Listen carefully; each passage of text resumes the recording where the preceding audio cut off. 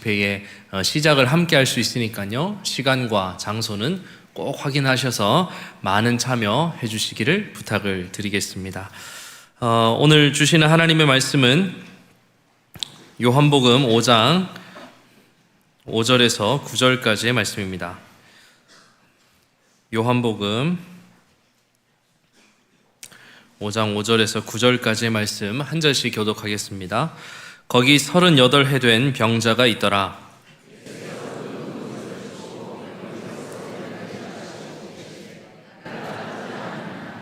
병자가 대답하되 주여, 물이 움직일 때에 나를 못에 넣어주는 사람이 없어 내가 가는 동안에 다른 사람이 먼저 내려가나이다. 9절, 그 사람이 곧 나아서 자리를 들고 걸어가니라. 이날은 안식일이니. 아멘. 오늘 말씀을 전해주실 목사님께서는 우리 장로의 신학대학교에서 기독교 교육과에서 우리 후학들을 또 길러내고 교육하고 양육하는 일에 헌신하고 계십니다. 우리 환영의 의미로 박수로 맞이하겠습니다.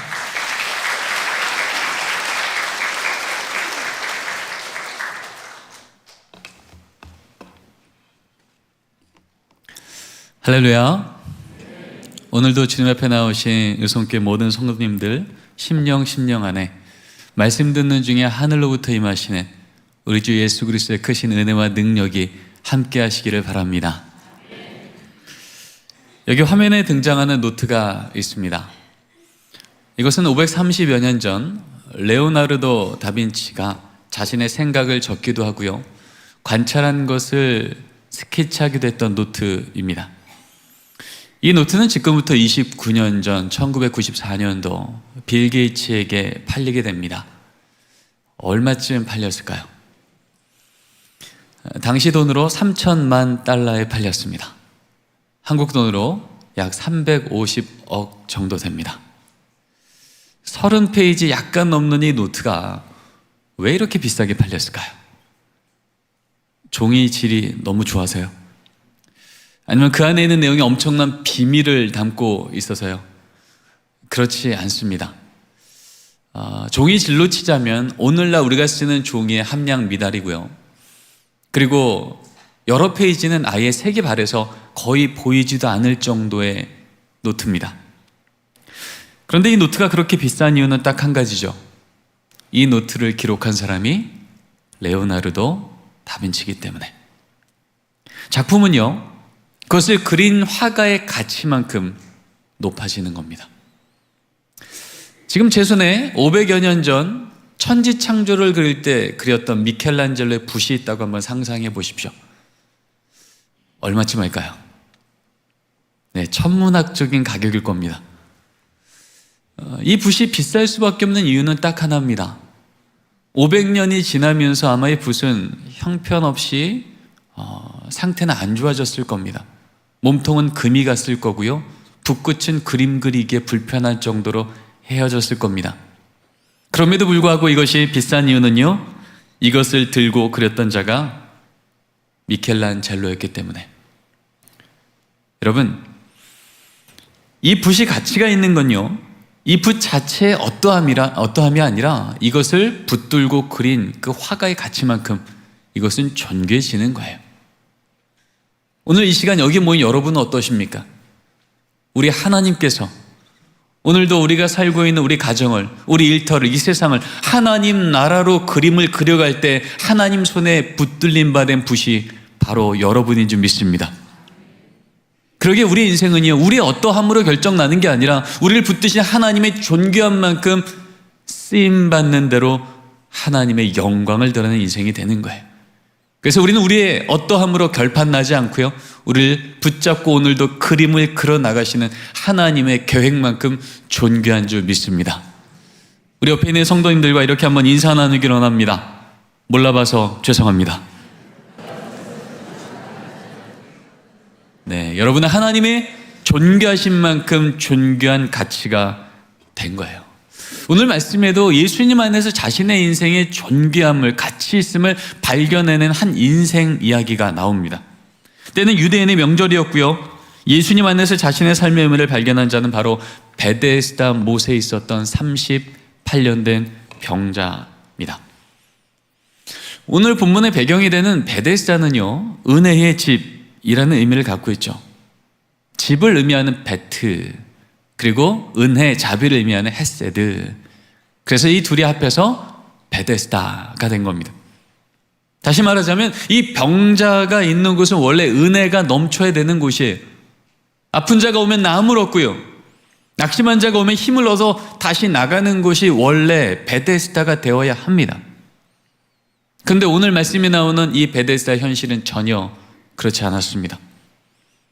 이못에 물이 동할 때 거기 가장 먼저 들어가기만 하면 어떤 병이든 낫는다는 이 전설 같은 얘기를 듣고 사람들이 몰려듭니다. 많은 병자가 몰려듭니다. 그런데 현실은 오늘도 절망이었고 평강과 격려가 아니라 경쟁과 긴장이 가득한 곳이 바로 이 베데스다였다는 겁니다.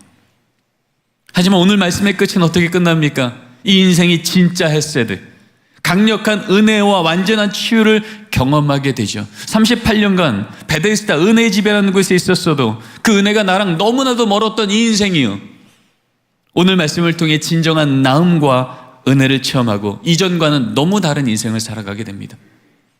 소망키는요, 2000년 전 베데스다를 찾아오셨던 그 예수님의 치유와 은혜가 우리에게도 동일하게 임하여 이 은혜가 귀로 소문으로만 듣던 그 인생이 내 눈으로 보았다, 오늘 내가 경험했다, 하나님께 고백할 수 있는 은혜의 체험의 현장이 바로 이 시간 이곳 되기를 소망합니다. 오늘 말씀을 통해서 우리 주님께서 세 가지의 메시지를 주십니다. 우리 첫 번째 메시지 같이 한번 읽어보겠습니다. 예수님은 우리에게 먼저 찾아오시는 분이십니다. 아멘. 우리 함께 1절과 2절을 읽겠습니다. 그 후에 유대인의 명절이 되어 예수께서 예루살렘에 올라가시니라. 예루살렘에 있는 양문 곁에 히브리 말로 베데스다라 하는 못이 있는데 거기 행각 5이 있고.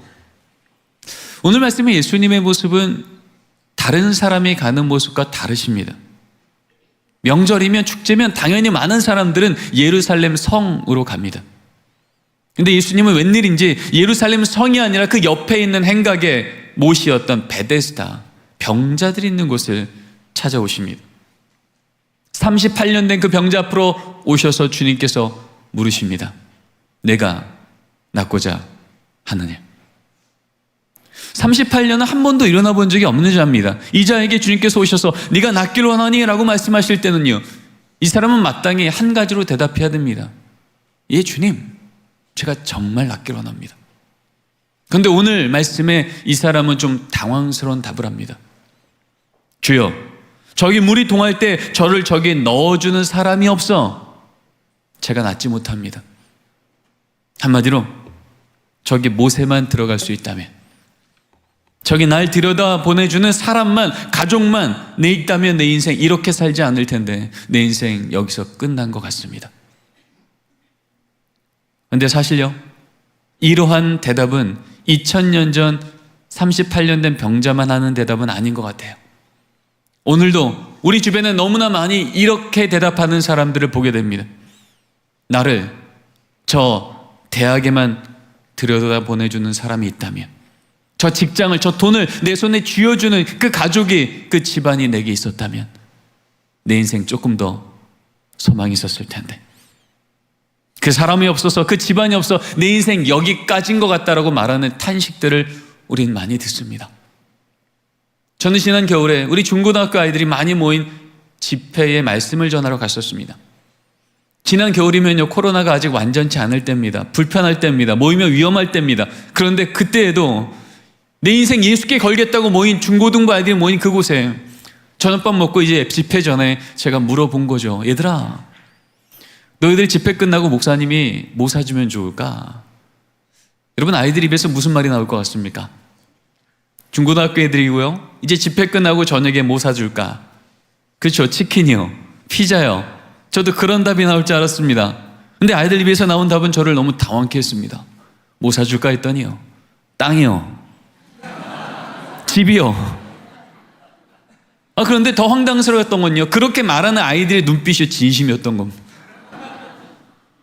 내 인생 예수께 걸겠다고 위험할 때에도 코로나 중에도 모여 예배하겠다고 모이는 아이들조차도요, 예배드리기 바로 전인데 그들 마음속에 진짜 갖고 있던 믿음은요, 저 아파트만 있으면, 저 땅만 있으면 내 인생 안전할 텐데 내 인생 너무 불안하다 말하고 있는 겁니다.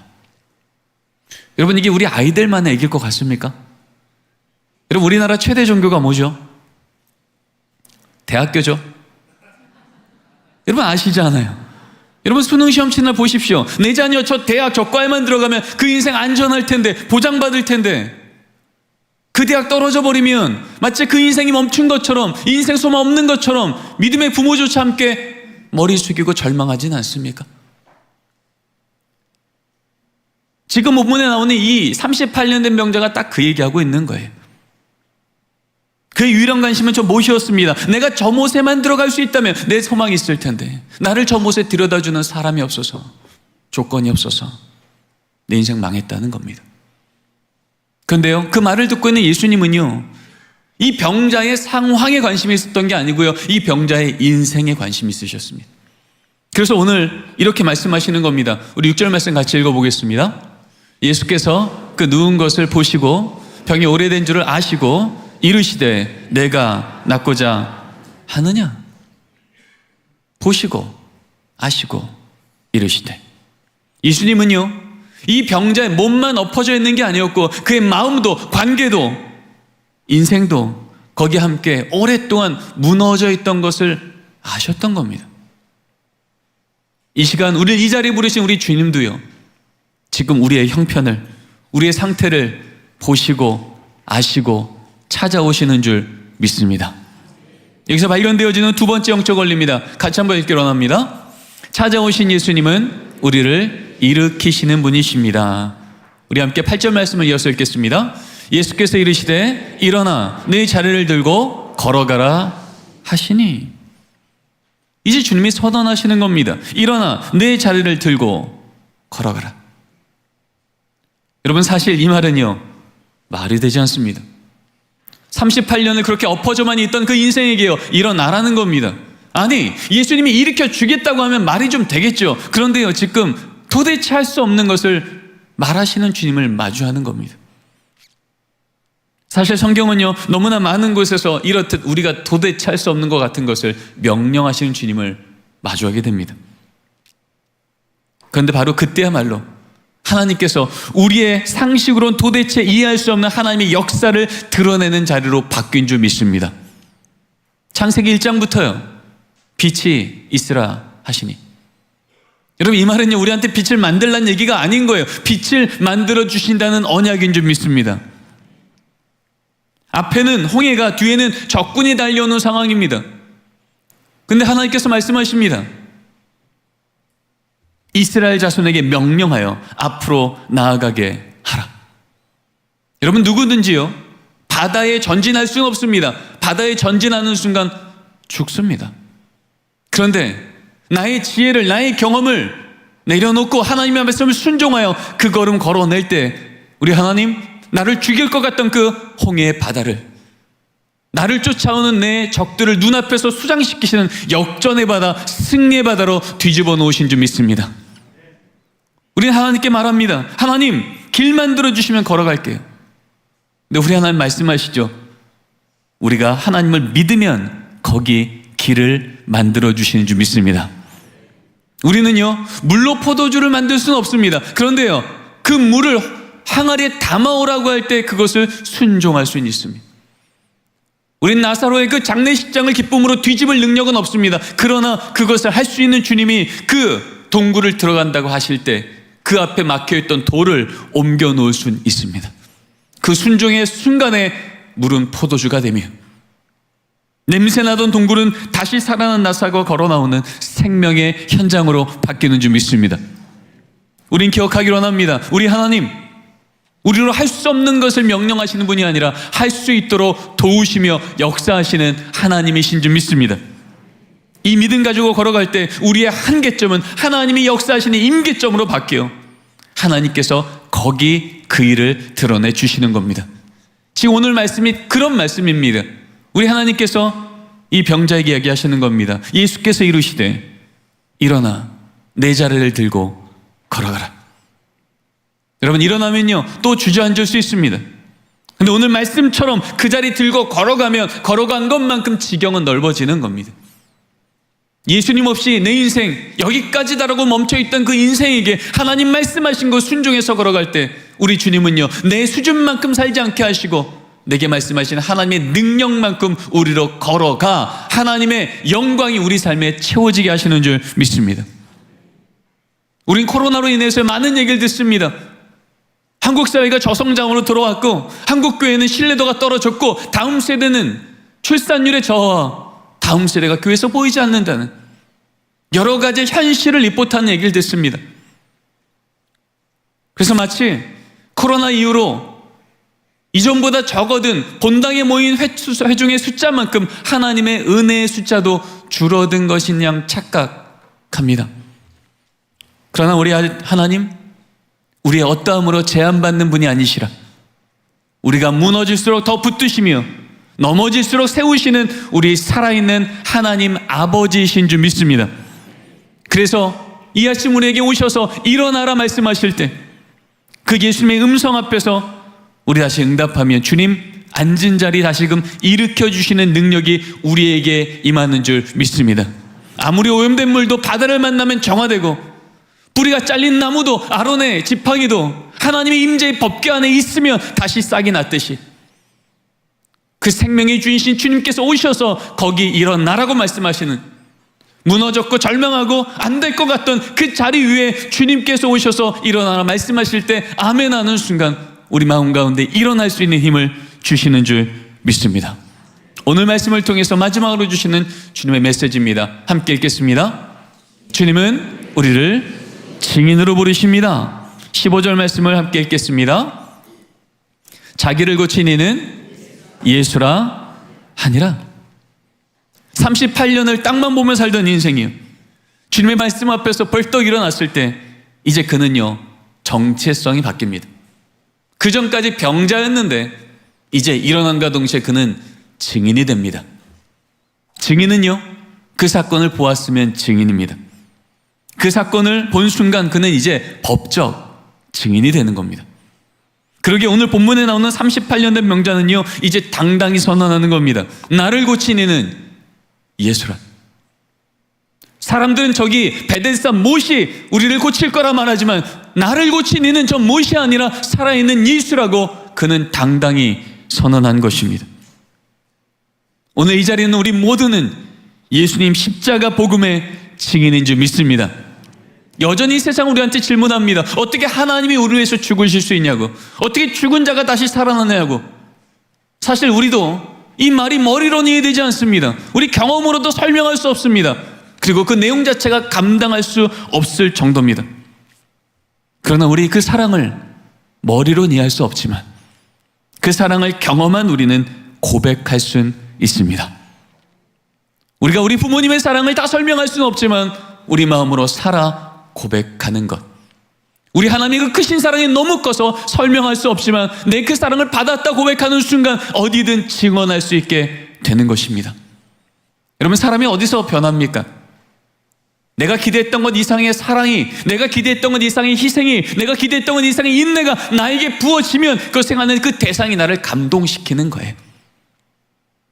여러분, 1m짜리 자가 10m짜리 한강을 잴 수 있을까요? 못 잴까요? 되게 어렵습니다. 그것은 한강이 없어서가 아닙니다. 한강이 더 깊어서 우리 지혜로, 우리 이해로 하나님의 사랑을 잴 수는 없지만, 설명할 수 없지만 그것은 하나님의 사랑이 없었던 게 아니라 하나님의 사랑이 우리보다 크시기에, 우리보다 지혜가 높으시고 우리 길과 다르신 하나님의 사랑을 우리는 이미 경험한 줄 믿습니다. 이것을 경험한 사도 바울은요 그래서 이렇게 선언합니다. 함께 읽겠습니다. 사람이 마음으로 믿어 의에 이르고 입으로 시인하여 구원에 이르느니라. 아멘. 사람이 머리로 이해하여 의에 이르는 게 아니었습니다. 우리 머리로 이해할 수 있는 그 크신 지혜가, 그 크신 사랑이 임한 것이 구원이기에 우리는 우리 입으로 다 설명할 수는 없지만 그 사랑이 내게 임한 것을 우리가 진심으로 입으로 시인하고 고백할 때 하나님 우리를 죄인에서 하나님의 자녀의 신분으로 바꿔주신 줄 믿습니다. 이런 비행기를 타면요, 많은 사람들이 있습니다. 어른도 있고 아이도 있습니다. 여러분, 그런데 혹시 거기 있는 아이들 중에 스스로 내가 노동하여 내가 스스로 비행기표를 끊어서 그렇게 온 아이가 있을까요?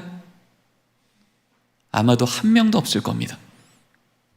그렇다고 그 누구도요, 이 아이한테 너 그 값을 치른 적도 없으니 너의 노동으로 이 값을 찬 게 아니니 이 자리 내놔라고 말할 수 없다는 겁니다. 왜요? 그 표는 누가 샀으니까요? 그 아이의 부모님이. 그 아이의 부모님이 값을 치른 이상 누구도 그 자리에 내놓으라 말할 수 없는 겁니다. 그래서 이 아이가 이 자리를 앉아갈 수 있는 능력은요, 그 아이의 어떠함이 아니라, 그 아이의 의가 아니라, 그 아이의 능력이 아니라 그 값을 치른 부모와의 관계라는 신분, 그 하나가 이 아이를 그 자리를 앉아가게 하는 것입니다. 우리 주님께서 십자가에서 나를 살려내시기 위하여 죄값을 치르시고 주의 피값을 내어주신 이상, 우리가 그것을 내가 아멘으로 믿어 그 주님이 나의 구원자라고 말하는 이상, 우리는 이 신분 세상에 어떠한도 뺏어가지 못할 줄 믿습니다.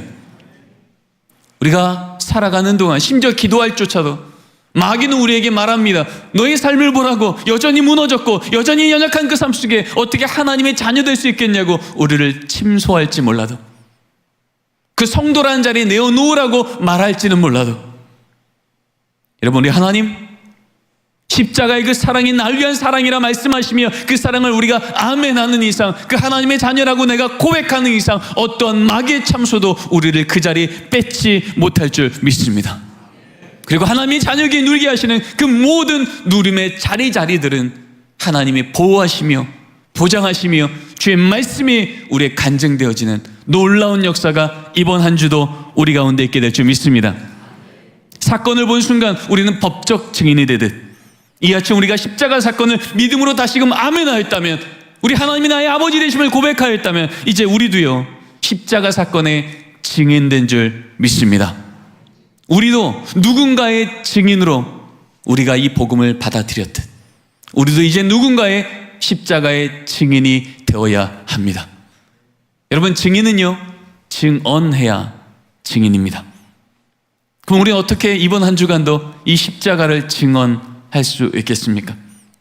오늘 말씀에 예수님을 따라가기로 합니다. 먼저는요, 우리 먼저 기도하시기 바랍니다. 기도하는 동안 우리 성령님 여러분 마음속에 깨닫게 하셔서 어떤 말을 건네야 될지, 어떤 손으로 도와야 될지 하나님은 알려주실 것이며, 하나님 알려주시는 것 외면치 않고 그 하나님의 말씀 앞에 순종할 때 우리 하나님께서 말씀하신 대로 그들을 일으켜내신 역사를 보게 하실 줄 믿습니다. 그렇게 초대교회 문헌에는요 이런 말이 적혀 있습니다.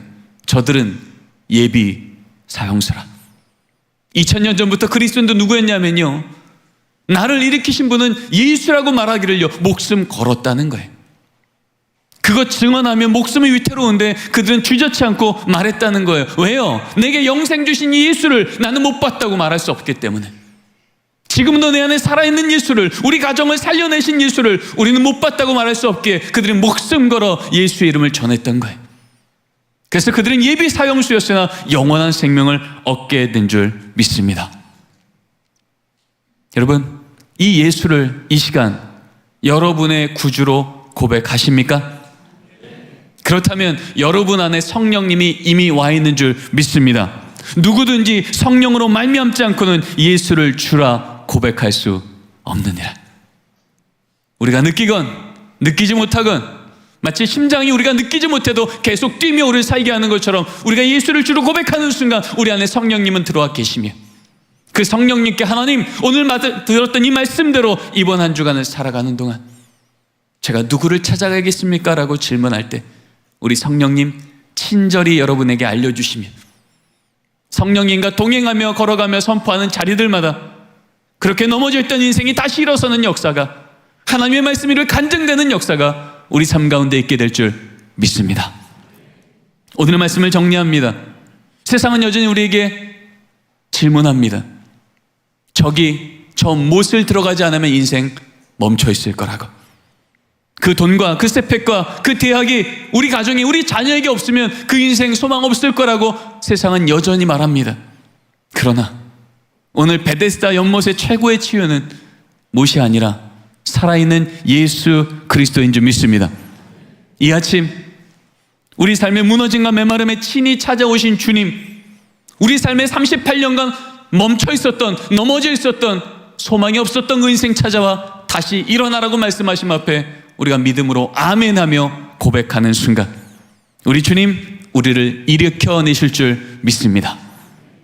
바로 거기 하나님 없어 위험하던 인생, 하나님과 함께하여 위대한 인생으로 바꿔내실 줄 믿습니다.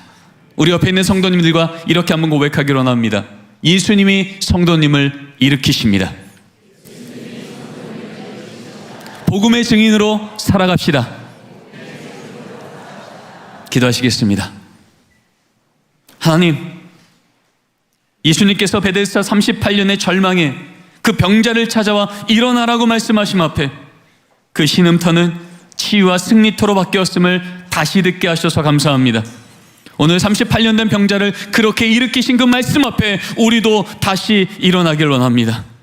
진정한 베데스다 은혜의 집 자체이신 예수님, 오랫동안 넘어져 있던 우리의 자리를 일어나게 하여 주시옵소서. 십자가 증인되게 하여 주시옵소서. 우리 가정과 자녀, 일터와 교회와 세상이 하나님의 역사를 찬양하는 예배터 되게 우리를 사용하여 주시옵소서. 예수님의 이름으로 기도드립니다. 아멘.